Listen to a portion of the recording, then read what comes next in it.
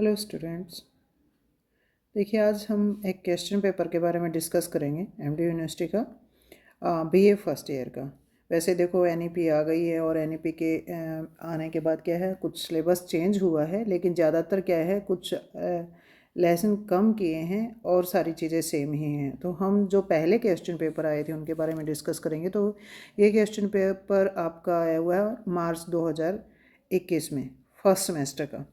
तो इसके बारे में डिस्कस करते हुए चलेंगे। देखिए, सारी चीज़ें आपको देखने को मिल रही हैं कि क्या बताया गया है पेपर में और होता भी कैसे है कि भाई आपको 5 क्वेश्चन करने हैं, हर यूनिट में से एक एक करना है। और एक क्या है, जो शॉर्ट क्वेश्चंस होते हैं वो कंपलसरी होता है सबके लिए, सारे के सारे करने होते हैं। तो अभी क्या है, पहले ये 80 मार्क्स का होता था, अब आपका 70 का आएगा। ये भी चेंज आपको देखने को मिलेगा भाई। तो इसके बारे में जो भी क्वेश्चन पेपर है और उसके क्वेश्चन हैं, बड़े क्वेश्चन भी डिस्कस करेंगे, बस उसके आंसर नहीं होंगे, और छोटे जो क्वेश्चन हैं उसके आंसर यहाँ दे रखे होंगे भाई हमने। तो सबसे पहले है फर्स्ट जो यूनिट है उसके बारे में इन्होंने बता रखा। फर्स्ट यूनिट में क्वेश्चन आपका आया हुआ है। तो इसमें क्या है, आपका प्राचीन भारत के स्रोतों की विवेचना कीजिए, ये पूछ रखा है। अब देखिए, आपका ये सोर्सेस अगर पूछे जाते हैं, इस प्रकार से पूछे जाते हैं, तो आपको क्या है, जो तीनों जो सोर्सेस हैं आपको तीनों के तीनों बताने हैं यहाँ पे, जिसमें आपके पुरातात्विक भी हो गए, आपके साहित्यिक भी हो गए, और उसके अलावा आपके विदेशी यात्रियों के वृतांत भी हो गए। तो इसमें क्या कर सकते हो, पहले तो वही है कि आप इंट्रोडक्शन देंगे, प्राचीन भारत क्या था, इतिहास क्या था, उसके बारे में बताएंगे। फिर उसके बाद आप जो सोर्सेज हैं, जैसे पुरातात्विक शुरू कर दिया तो पुरातात्विक के 2-3 पॉइंट बता दिए, पुरातात्विक होता क्या है वो बता दिया, या पैराग्राफ में पुरातात्विक के बारे में आप 8-10 लाइनें बताओ, 15 लाइनें बताओ। फिर साहित्यिक स्रोत का पॉइंट शुरू करो, साहित्यिक स्रोत कितने हैं, और जितने भी बता रखे हैं 2 या 3 पॉइंट साहित्यिक स्रोत के सब पॉइंट हैं वो बताओ, और उनके जो आगे जो पॉइंट बनते चले जाते हैं उसको आप पैराग्राफ में बता सकते हो। फिर विदेशी यात्रियों के जो वृत्तांत हैं उसको बता सकते हो, और लास्ट में निष्कर्ष। इसी में जो दूसरा क्वेश्चन पूछ रखा है फर्स्ट यूनिट में, हड़प्पा सभ्यता की मुख्य विशेषताएं पूछ रखी हैं। तो इसमें आपको देना क्या है बेसिकली, ये देखिए, हमने जो बच्चों के सेशनल टेस्ट लिए थे उसमें भी ऐसे कुछ क्वेश्चन बताए थे, लेकिन बच्चे क्या करते हैं, अलग तरीके से सारी चीज़ें इसमें बताने का प्रयास करते हैं। आपको क्या करना है, इंट्रोडक्शन बतानी है हड़प्पा सभ्यता के बारे में। फिर उसके हड़प्पा सभ्यता की विशेषताओं में नगर योजना क्या है, सामाजिक स्थिति क्या है, आर्थिक स्थिति क्या है, राजनीतिक स्थिति क्या है, और कला और धार्मिक जो स्थिति है वो सब कुछ बता करके, और लास्ट में निष्कर्ष करना है। ये क्वेश्चन आपका इसमें रहेगा।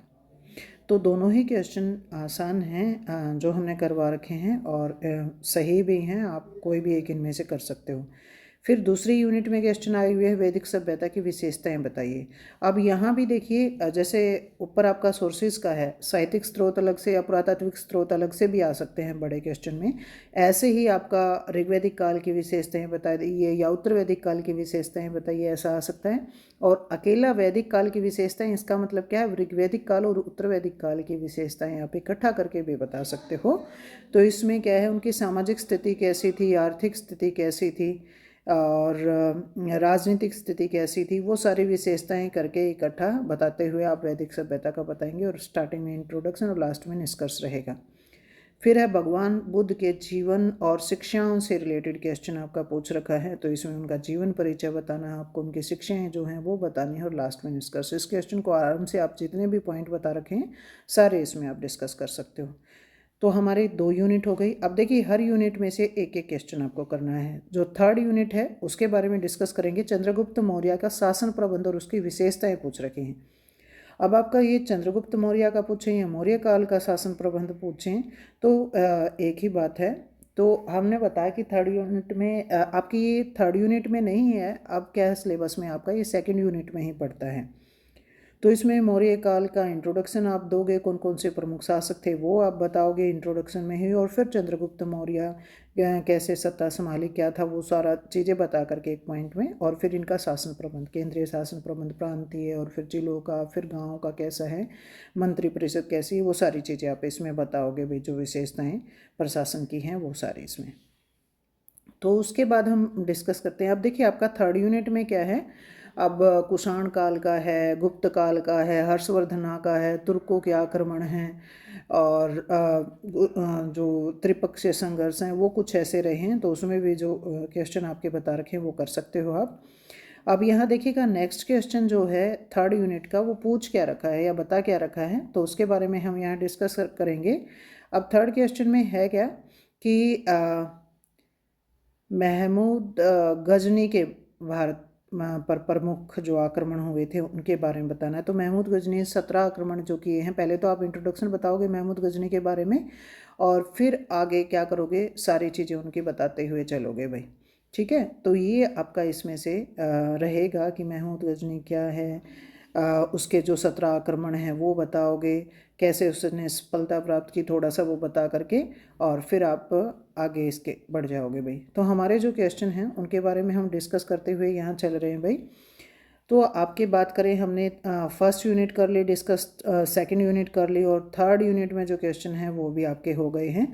फिर हमने आपको बताया भी था कि आपका क्या आएगा, मैप आएगा भाई, 2 मैप आएंगे, उनमें से कोई एक आपको करना है। तो यहाँ मैप आया हुआ है आपका हड़प्पा सभ्यता के स्थल आपको बताने हैं, और दूसरा आपका जो आया हुआ है वो कनिष्क का साम्राज्य विस्तार हो। और मैप हमने दोनों करवा रखे हैं, तो कोई भी आप इनमें से कर सकते हो, दोनों ही सही हैं, ज़्यादा डिफ़िकल्ट नहीं है। अब जो मेन है अपना कि जो क्वेश्चन हमें छोटे क्वेश्चन यहाँ आपको करके बताएंगे, तो सारा हमने बता दिया कि पेपर को आपको करना कैसे और कैसे पेपर आपका आएगा। अब यहाँ देखिएगा आपको छोटे क्वेश्चन दिखाई भी दे रहे होंगे, हेरोडोटस, हर्षचरित है, कालिदास है, बाणभट्ट है, वेदांशांग है, वेद व्यास है, बिंदुसार है, मलिक काफूर, सारे क्वेश्चन बहुत आसान आए हुए हैं भाई। इसमें मलिक काफर थोड़ा सा अलग है क्योंकि आपका मिडिवल इंडिया में हम पढ़ते हैं भाई इसको। अभी देखिए कुछ क्वेश्चन तो ऐसे हैं जैसे हर्षचरित है, बाणभट्ट है, या व्यांशांग है, ये आपका हर्षवर्धन से रिलेटेड एक ही लेसन में से पूछ रखे हैं आपसे, तो क्वेश्चन आसान है। अब इन सब के बारे में यहाँ हम नीचे करेंगे भाई, हमने ये लिख भी रखे हैं, और 2 नंबर में आपको कितना क्या लिखना चाहिए वो आपको देखने को भी मिल रहा होगा। तो सबसे पहले बात करते हैं हेरोडोटस की। हेरोडोटस, इनको इतिहास का पिता, इतिहास का जनक, इतिहास का पितामह कह करके इनको पुकारा जाता है। यूनान के ये इतिहासकार थे भाई, और इतिहास के बारे में बताते हैं कि कैसे क्रमबद्ध घटनाक्रम के रूप में इतिहास को इन्होंने समझा है। और इन्होंने एक पुस्तक भी लिखी भाई, हिस्टोरिका नामक पुस्तक लिखी, जिसमें भारत और फारस के संबंधों का वर्णन किया गया है। तो ये आपको क्वेश्चन हमने इम्पोर्टेंट बताया भी है भाई, बहुत बार ये पेपर में आता है आपका, ये आए चाहे हिस्टोरिका आए, दोनों ही क्वेश्चन। नेक्स्ट जो क्वेश्चन है वो है हर्षचरित। तो हर्षचरित की रचना किसने की है, बाणभट्ट ने की है, और इसमें हर्षवर्धन के जीवन के बारे में जानकारी हमें प्राप्त होती है, संस्कृत में लिखा गया है। बाणभट्ट कौन था आप यहाँ बता सकते हो, हर्षवर्धन का दरबारी कवि है, और हर्षचरित उनकी प्रथम रचना है। उसके अलावा उन्होंने एक कादम्बरी भी लिखी थी, ये भी आप इसमें बता सकते हो। नेक्स्ट जो क्वेश्चन है हमारा है कालिदास का। तो कालिदास के बारे में बात करें हम यहाँ पे, तो आप ये हिंदी साहित्य में पढ़ते हो, और यहाँ भी संस्कृत भाषा के महान नाटककार, कविकार इनको माना जाता है। इन्होंने बहुत से रचनाएं इन्होंने लिखी हैं, और अभिज्ञानम शाकुंतलम इनकी प्रमुख मानी जाती है। और ये ऐसा नाटक है जो क्या है, यूरोपीय भाषाओं में सबसे पहले जिसको अनुवादित किया गया है। और उसके अलावा है इनको भारत का शेक्सपियर भी कह करके पुकारा जाता है। फिर उसके बाद है बाणभट्ट भाई, ये देखिए हर्षचरित ऊपर हमने बताया, यहाँ बाणभट्ट आया हुआ है। तो एक ही क्वेश्चन क्या है, पूछ रखा है भाई, बाणभट्ट हर्षवर्धन के दरबार में थे, उनके कवि थे, और इन्होंने 2 प्रमुख ग्रंथ इनके लिखे हैं, एक हर्षचरित है, दूसरी कादम्बरी है। हर्षचरित में राजा हर्षवर्धन के जीवन के बारे में, कादम्बरी उनका पहला उपन्यास, और इसमें क्या है, पूरा ये इसको नहीं कर पाते हैं, बाद में इनके जो बेटे हैं पुलिन भट्ट वो उसको पूरा करते हैं भाई।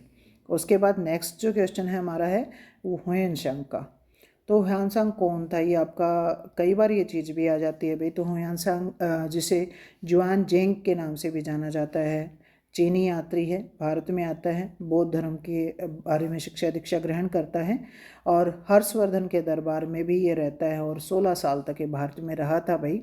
और इसने क्या है, मतलब हर्षवर्धन के बारे में भी जानकारी इसके जो पुस्तक है उससे प्राप्त होती है। तो कई बार आपका व्यंग्यांक पूछ लिया जाता है और कई बार उसकी जो पुस्तक है सीयू की वो पूछ ली जाती है। तो आपको दोनों ही ये क्वेश्चन बदल बदल कर पूछे जाते हैं। तो सीयू की रचना किसने की थी? व्यंग्यांक ने की थी भाई। उसके बाद है वेद व्यास, ये भी बहुत इंपॉर्टेंट है भाई, कई बार आपके जो पेपर आते हैं उसमें देखने को मिलता है। तो महर्षि वेद व्यास कौन है? जिन्होंने महाभारत की रचना की थी। और इसमें ये तो आप लिख ही सकते हो, एक आध लाइन और भी ऐड कर सकते हो। जब 2 नंबर का आपका आता है तो ज़रूरी नहीं कि सारी चीज़ें जो यहाँ बता रखी हैं वो आप करो। तो महाभारत की इन्होंने रचना की है। महाभारत और रामायण भारत के महाकाव्य माने जाते हैं। और महाभारत में कौरव और पांडवों की लड़ाई का वर्णन कर रखा है। तो वो सारी चीज़ें आप इसमें बता सकते हो। हमने क्या बताया कि वेद व्यास है कौन, और उसके अलावा क्या है, वेद व्यास ने सिर्फ महाभारत की रचना ही नहीं की बल्कि वो घटनाओं के साक्षी भी थे, क्रमबद्ध उन्होंने उसका वर्णन किया है। फिर उसके बाद नेक्स्ट जो क्वेश्चन आपका पूछ रखा है वो है बिंदुसार। तो बिंदुसार के बारे में बात करें भाई। बिंदुसार क्या है? मौर्य काल से रिलेटेड है भाई, टाइम पीरियड भी उनका यहाँ दे रखा है। और चंद्रगुप्त मौर्य के बेटे ये थे। इनको मित्रघात सिंह सेन भी कह करके पुकारा जाता है साहित्यिक स्रोतों में। अशोक के पिता ये थे भाई। और चंद्रगुप्त मौर्य उसके अलावा क्या है, यहाँ पर अगर हम बात करें तो दक्षिण भारत में ये विस्तार करते हैं। उसके अलावा चाणक्य इनके भी प्रधानमंत्री रहते हैं। बिंदुसार के समय में 2 विद्रोह हुए थे, वो भी आप इसमें बता सकते हो। तो कुछ भी जो मौर्य काल के शासक हैं उन्होंने क्या क्या किया था या किसके बेटे थे, वो सारी चीज़ें। उसके अलावा जो लास्ट जो क्वेश्चन हमारा है वो है मलिक काफूर का भाई। तो मलिक काफूर की बात करें, हमने बताया ना कि ये मिडवेल इंडिया से रिलेटेड क्वेश्चन है हमारा। और मलिक काफूर था कौन? सल्तनत कालीन शासकों में अलाउद्दीन खिलजी शासक था। तो उसके क्या है 4 प्रमुख सेनापति थे, फिर उनमें से एक सेनापति कौन था? मलिक काफूर था। और ये मलिक काफूर क्या था? उसका दास था, फिर क्या है सेनापति बना दिया जाता है। और इसको कौन प्राप्त करता है? तो गुजरात पर आक्रमण किया गया था उस दौरान, अलाउद्दीन खिलजी का जो सेनापति है नुसरत खां वो उसको प्राप्त करता है। और इसको 1000 दिनार में खरीदा गया था। इसको इसलिए इसको इतिहास में 1000 दिनारी के नाम से भी जाना जाता है। ये इंपॉर्टेंट है भाई। और दक्षिण के जो आक्रमण है उसमें क्या करता है ये, नेतृत्व करता है सेना का और विजय हासिल करता है। मंगोलों के आक्रमण जो कारीगर आते हैं उनको भी पराजित करता है। तो हमारा फर्स्ट सेमेस्टर का जो क्वेश्चन पेपर आता है वो यहाँ हमने डिस्कस किया। उसके अलावा जो छोटे क्वेश्चन हैं वो भी सारे बताए हैं। तो आप इसे ध्यान से देखो भाई, कैसे क्वेश्चन आते हैं उसकी प्रैक्टिस करो। उसके अलावा आपको कोई भी चीज़ ऐसी लगती है डिफ़िकल्ट है और हमें करनी चाहिए और आपको नहीं आती है तो प्लीज़ आप बताओ, मेरे को कमेंट करो या फिर मैसेज करके बता दो। तो उससे रिलेटेड वीडियो भी क्या है हम बना लेंगे भाई।